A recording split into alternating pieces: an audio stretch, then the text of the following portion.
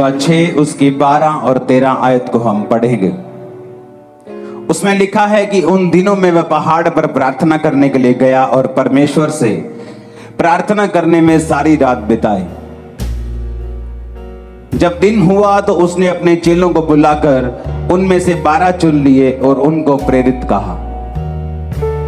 Bible कहती प्रभु यीशु मसीह ने सारी रात प्रार्थना की, पहाड़ पर प्रार्थना करने के लिए गए और सारी रात प्रार्थना करते रहे, क्योंकि दिन को परमेश्वर को चेलों को चुनना था। एक इंपॉर्टेंट काम परमेश्वर ने करना था।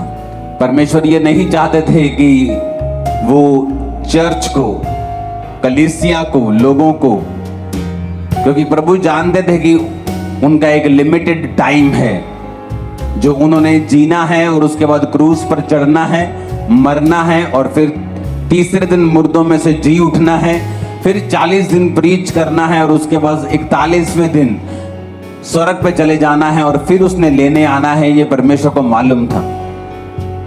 तो परमेश्वर जानते थे कि उसके जाने के बाद वो चेले काम करेंगे जिन्होंने परमेश्वर से सीखा है। इसलिए अगर आप बाइबल को ध्यान से पढ़ेंगे तो परमेश्वर ने कुछ महीने ही लोगों के साथ उनको चंगा करते हुए और उनको प्रीच करते हुए बिताए। कुछ लोग 34 दिन कहते हैं, हम 2 महीने भी लगा लें। और बाकी के 3.5 साल उसने चेलों को ट्रेंड करने के लिए, चेलों को सिखाने के लिए बिताए, क्योंकि परमेश्वर ये जानते थे कि अब ये मेरा सुसमाचार चेले आके लेके जाएंगे। तो परमेश्वर ये जानते थे कि मैं चर्च को कमजोर लीडर ना दूं, डाइवर्टेड लीडर ना दे दूं, शारीरिक अगुवे ना दे दूं, गलत अगुवे ना दे दूं। तो परमेश्वर ने अपने डिसीजन को सही करने के लिए सारी रात प्रार्थना की। लेकिन आज का विश्वासी जब पता है कि सुबह एक बड़ी अच्छी डील करने के लिए जाना है, रात को वो मोबाइल पे लगा होता है और 2 बजे व्हाट्सएप चला के, फेसबुक चला के, सारे दोस्तों को इंस्टाग्राम पे चेक करके फिर वो सोता है और फिर लाइफ में गलतियां करता है और फिर इल्जाम दूसरों पे डालता है। यार ये बंदा गलत मिल गया लाइफ में, यार मेरा पार्टनर गलत मिल गया, बिजनेस पार्टनर सही नहीं मिलिया मैनू, यार मैनू उन्हें धोखा दे दिता। जीसस जानते थे कि अपना फेलियर किसी के ऊपर डालने के बजाय ये अच्छा है कि मैं सारी रात परमेश्वर से प्रार्थना करूं और परमेश्वर से अगुवाई को मांगूं और अपने डिसीजंस के ऊपर परमेश्वर की अगुवाई को लूं, ताकि मैं कोई भी गलती ना करूं।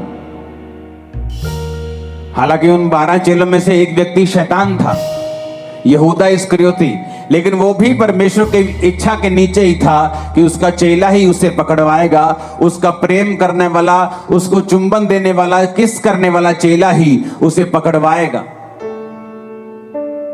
लेकिन आज कितने विश्वासी हैं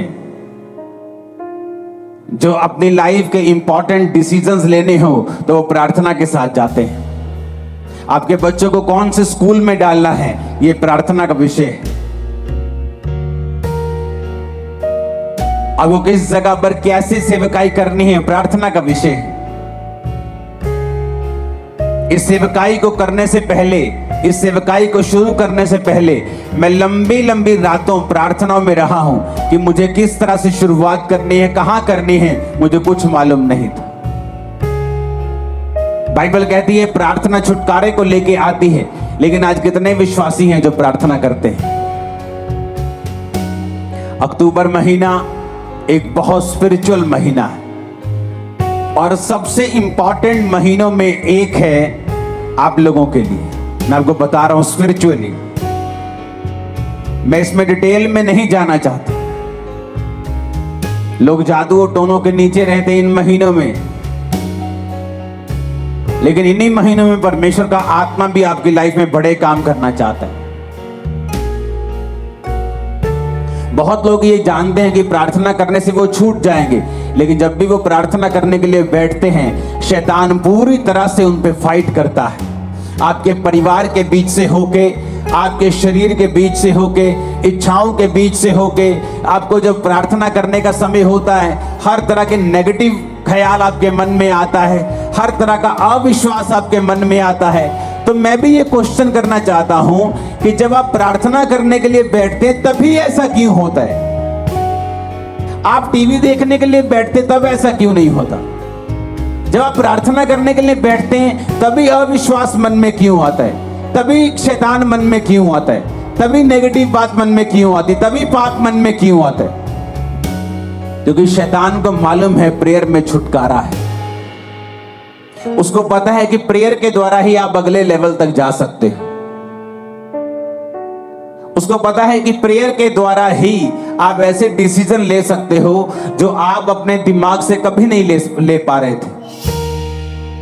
क्योंकि उसको पता है कि जब आप प्रेयर करेंगे तो परमेश्वर आपके स्पिरिट में आपकी अगुवाई करेगा।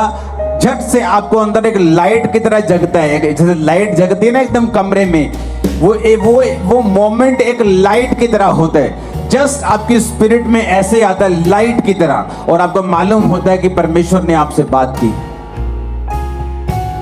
लेकिन ये सारी चीजें प्रार्थना में होती हैं और वचन पढ़ने के दौरान होती हैं, जब आप प्रार्थना वाले स्थान में होते हैं और आप वचन पढ़ते हैं। आप जानते हैं बाइबल में लिखा है कि प्रभु यीशु मसीह के कोड़े खाने से आप लोग चंगे हुए। लिखा है कि नहीं लिखा? तब भी कुछ विश्वासी बीमार रहेंगे। ऐसा क्यों?